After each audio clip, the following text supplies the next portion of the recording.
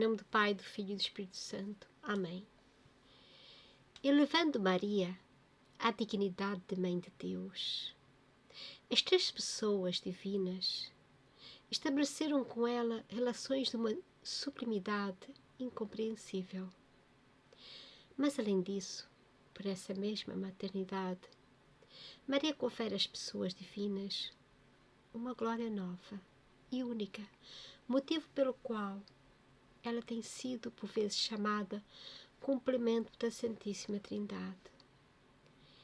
Intrinsecamente, ou seja, dentro de si mesma, nada falta à adorável Trindade, pois Deus é infinitamente completo, infinitamente perfeito, infinitamente feliz.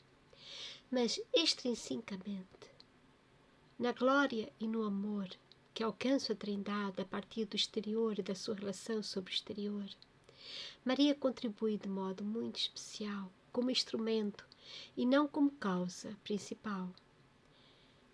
Tem aqui uma referência a dizer assim: a expressão complemento da Santíssima Trindade pode gerar certa ambiguidade, implicando que a Trindade precisou ser completada e que a Santíssima Virgem é como uma quarta pessoa da divindade.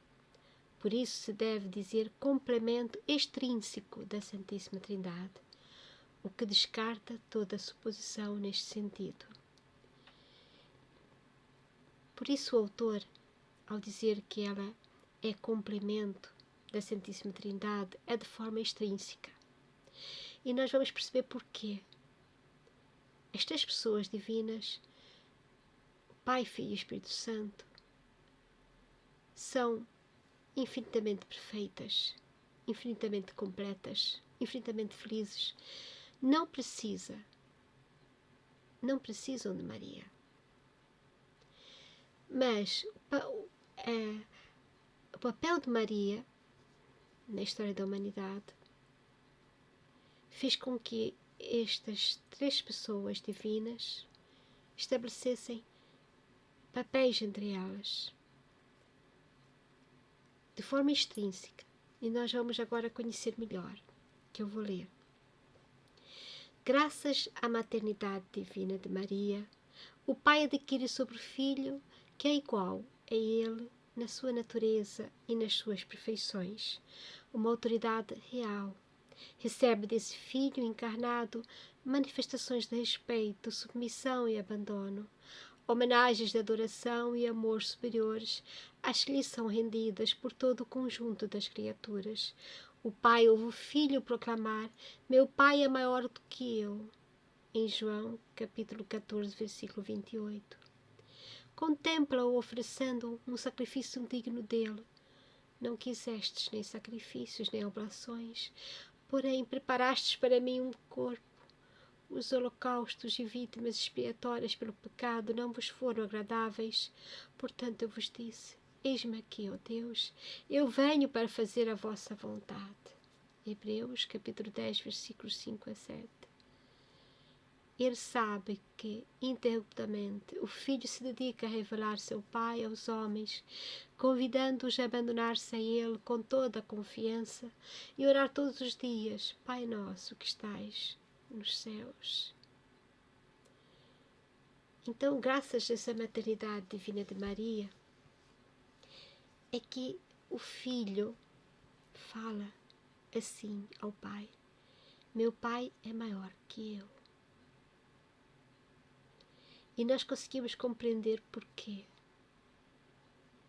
Por esta maternidade de Maria, em Maria.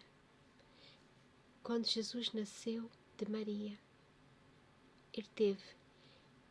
ele falava com o Pai desta maneira, com Deus. E aí ele se deu como vítima, porque era necessário que ele se encarnasse para que ele redimisse todo o gênero humano. Continuando. Os homens, por seu lado, compreendem melhor esse Pai depois que conheceram seu Filho, nascido de Maria, instintivamente reconhecem que esse Pai Celeste é verdadeiramente seu Pai, ao constatarem ao seu lado a presença da Mãe Celeste. Isto é verdade. Nós temos uma relação melhor com Jesus e ao mesmo tempo compreendemos melhor o Deus Pai através de Jesus, nascido de Maria.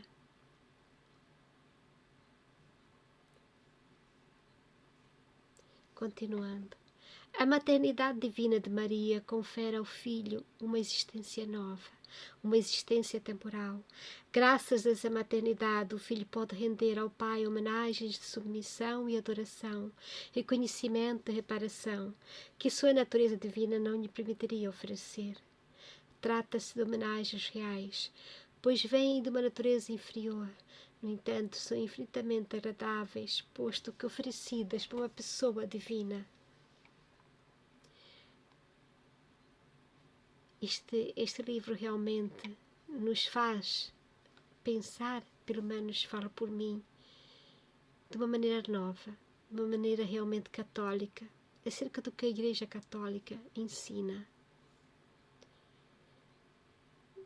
E realmente, a partir desta leitura, deste livro, e do Catecismo da Igreja Católica que estou a acompanhar através do Centro Dom Bosco, percebo cada vez melhor o que acredita a fé católica. Continuando. No que se refere aos homens, a maternidade divina tornou o Filho o bem-amado da humanidade. Para o Filho dirigem-se nossos pensamentos, nossos afetos e nossas vontades, antes que ao Pai ou ao Espírito. É pelo Filho que se vive, se trabalha, se imola e se morre.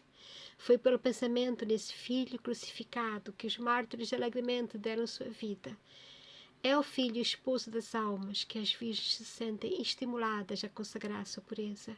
É o Filho na Eucaristia que se volta os desejos ardentes de milhares de crianças inocentes e de almas amorosas de todas as idades e condições. É aos pés do Filho Consolador, força e vida, que comparecem todos os que sofrem, sentem-se fatigados ou desalentados.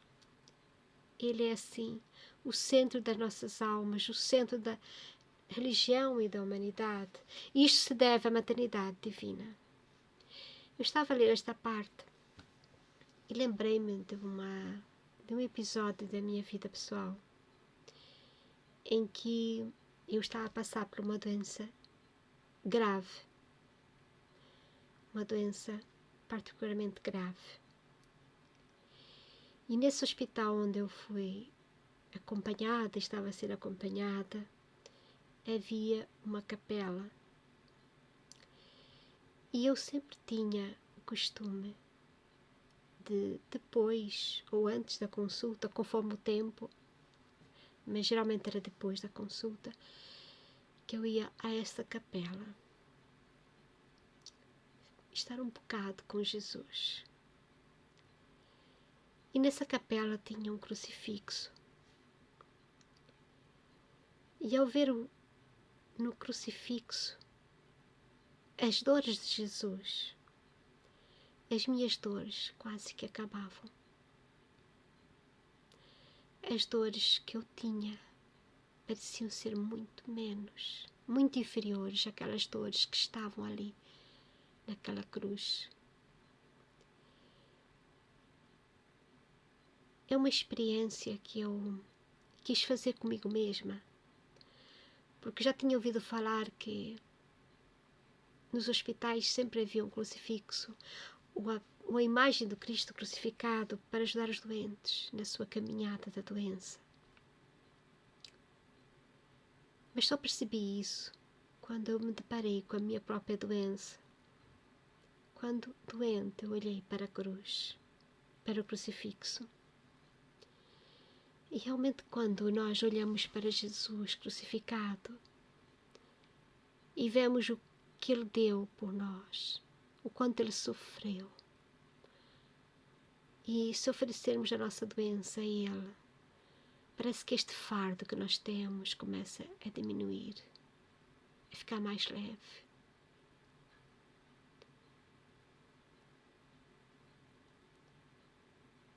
Eu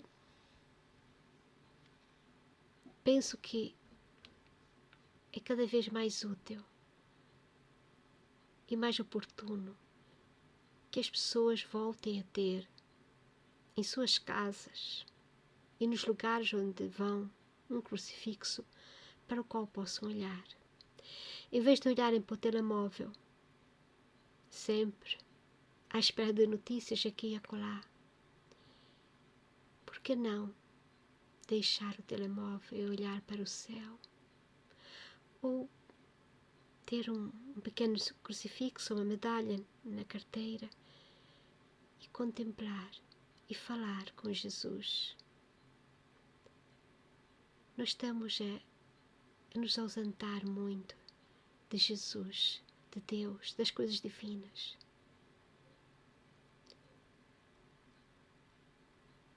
E eu acho que nós estamos cada vez mais a nos ausentar, a tirar Deus da nossa vida, deixando pouco tempo para Ele. E por isso cada vez a vida parece mais penosa, mais difícil. Jesus tem que voltar a ser o nosso bem-amado. Como aqui diz, Jesus tem que ser aquele ao qual nós dirigimos nossos pensamentos, nossos afetos, nossas vontades. Mesmo antes de falarmos ao Pai e ao Espírito Santo. É pelo Filho que devemos viver, devemos trabalhar. Devemos nos imolar, sacrificar e até morrer. Nós temos que olhar para o Filho crucificado e pensar nos mártires que também olharam para Ele e que se deixaram e que deram a sua vida pela religião católica. É ao Filho, a Jesus, que nós devemos nos consagrar todos os dias e lutar pela nossa pureza e castidade, seja no casamento ou fora do casamento. É em Jesus, na Eucaristia, que devemos voltar nossos desejos ardentes, como se fôssemos crianças, inocentes. E também falar disso aos nossos filhos, desse amor, dessa presença real de Jesus na Eucaristia. Ele que deve ser o centro das nossas almas, o centro da nossa religião e da humanidade. Tudo isso acontece porque nós acreditamos na maternidade divina. Que Jesus nasceu de Maria e Ele esteve entre nós e sofreu por nós.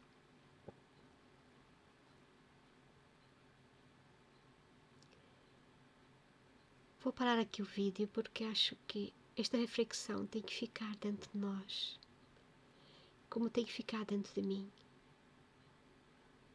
É por Jesus que tenho que viver, trabalhar e me sacrificar. E no último dia, no último momento da minha vida, é a Jesus que eu tenho que olhar e dizer: tenha misericórdia de mim, Senhor.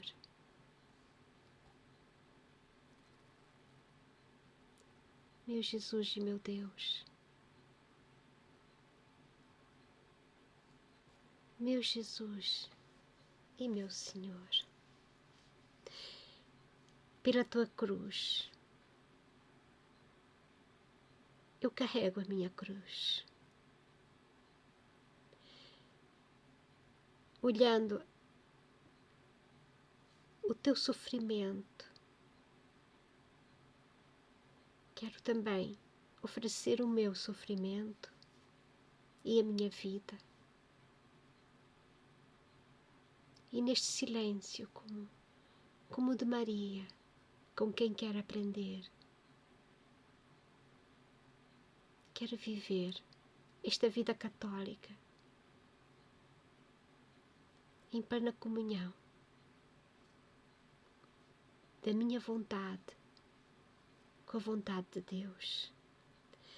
Ave Maria, cheia de graça, o Senhor é convosco. Bendita sois vós entre as mulheres, e bendito é o fruto do vosso ventre, Jesus. Santa Maria, Mãe de Deus, rogai por nós, os pecadores, agora e na hora da nossa morte. Amém. Em nome do Pai, do Filho e do Espírito Santo. Amém.